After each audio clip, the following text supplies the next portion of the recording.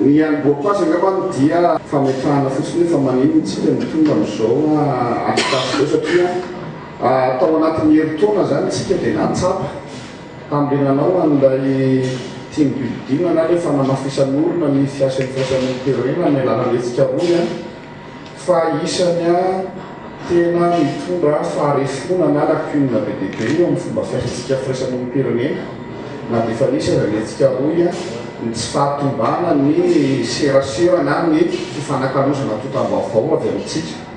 na avy amin'ny fotony io miakatra ty amin'ny piatsela ty amin'ivony foibe na avy aty amin'ny foibe makany amin'ny firaisan'olom-pirenena sy ny olom-pirenena ny fotony na ihany koa hoe serasera iarahantsika amin'ireo na avy amin'ny fanjakana na ireo mpamatsy vola na ireo viany misetra tsy miankana hita zany hoe naparefo tsy tena natonga atsika anan'ilay afeo tokana sy tena hana hery ahafahana ataoko hoe mampita an'le faraka ny tenin'ny herika teo ny fahalemeny serasera tao anatsika sy serasera ivelatsika dia izay natonga atsika hoe tao anatin'iny team building iny isany ngeda be axa ngeda be zany hoe aleo renforcena ny resaka communication ao amin'ny firaisan'olom-pirenena ka etsika roa ny etsika roa manana an'le objectif hoe etsika roa dia fomba fiasana ankiray ahafahana manambatra ny herin'ny firaisan'olom-pirenena rehetrarehetra dia niraisy ny etsika roa andraikitra zany mitarika an'izay zavatra zay amin'ny mahafanomboana azy zay dia nieritrretina hoe tsy dia tena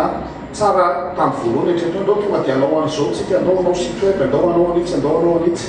fa rehefa hita zany hoe somary tokony alaina ny hevitry ny firaisan'olom-pirenena rehetra avy amin'ny fotony ahafahana mijero hoe inona ny tena fomba metimety kokoa ampitanany vaovao dia izay no mahatonga nyty tetikasa voalohany efa tonga nyty natonga atsika ao anatin'izao toerana izao ny fomba fiasantsika ato anatin'ny etsika roy dia tsy miova fa ny fandridana ara-teknika miaraka miasa ao anatin'le commission tsika misy commission maromaro dia misy an'le hoe commission communication atao amin'ny roy izay no namona vola n'ilay tetikasa zany ary nanolotra azy mba mpovatsy ny fonds multibailleur vola tsy ny union européenne rehetra zany no mamatsy volantsika amin'ity fa le fonds multibailleur zay tambaran'ny union européenne ny GIZ ny Comité de Monaco ary ny ambassade de France izay bailleur anakefatra zay mitambatra anatin'le fonds multibailleur ary manampy atsika amin'ity famantsika anakiraiky izay zany ny zavatra ngeda be ao anatin'le hoe fa maninona moa zany mitonga amin'izao lafin'izao tsika hoe eritreritra ametraka an'izay paikady ataoko hoe ramafisina ny resaka serasera zay amin'ny firaisan'olom-pirenena dia araky ny fomba fiasa ao anatin'ny roy moa zany dia zay organisation ao anatin'le commission ka hita fa manana an'le traikefa na ara-teknika na ara-pitantanana ahafahana mitondra n'le tetikasa no mitondra n'le tetikasa dia izay zany natonga ny ONGSA ao anatin'ilay hoe ny ONGSA no mitantana n'le tetikasa miaraka amin'ny M6 izay aloha zany mifandrindrana teknika ny M6 mahatonga azy miaraka ao anatin'ilay fitondrana le tetikasa dia izay no mahatonga n'le organisation anakory ny fomba fiasa zany dia tsy miovy iny fa arakaraka n'ilay zavatra efa napetrakytsika ihany ny fomba fiasa io andeha zany avy koa raha mafisina hoe miaro atsika roa izy io amin'ilay fanafainganana ny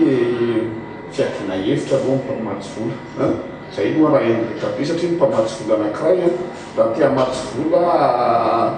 50 000 € izy dia mila manana organisation efa nahimpatana vola 50 000 € ary manana record amin'izay zany hoe efa manana traikefa amin'izay zany hoe tena manana fomba fiasa ahafahana mikarantir amin'izay ary tia indrindrandrindra zany somary tetikasa foiezaka tsy afaka anaovantsika hoe kiandrakandrana nefa tonga dia tsy maintsy vitaraky ny tokony misy le izy dia défi ngeda be ho atsika firaisan'olom-pirenena le izy défi ngeda be ho atsika etsika roy ny antony androanina dia zavatra anankiroa ny andrasana ataoko hoe ny tanjona zany dia mazava ho azy ny te amelabilatra fo hoe inona zany no ataoko hoe zavatra manakana na ataoko hoe manamafy ny serasera eo amin'ny faisamonim-pirenena ridradrindra raha raisitsika amin'ny zavatra nainantsika tao anatin'ny hetsika roa nandritry ny ray taona sy tapan'izay inona mianjeu an'le hoe bonne communication hoe tena milamina ny resaka communication eo amin'ny faisamonim-pirenena ny tanjona faharoa indray dia tena manazava amintsika hoe inona ireo vokatra andrasina amin'ity tetikasa sioka ty le sioka moa zany oetrika any manazava azy hoe serasera na ny pirenena mba ho kalitao nytotam-baovao fa le sioka am'le endrika hoe communication anankiray sioka raha misioka zao ka efa nifanaraka tsika hoe zao mifiko ao ataoko dia zao dikan'izay dia fantatrareo hoe zao ka zany dikan'izay le fakaty matetika efa manana ny signal manokana izy na siokany manokana zany hoe endrika fanaovana serasera tsy dia mety hoe ilaina hoe mitovy fitenenana tsy dia mety hoe ilaina fitenenana izy io ary ny sioka dia metytsika na amin'ny zavatra miantsolona na amin'ny fifaliana na rehetrarehetra zany dia isan'ny endrika communication anankiray ampiasaina dia zay nafsy ny safidianana an'io teny anankiray io hitondra nytia projet na communication ny roa ity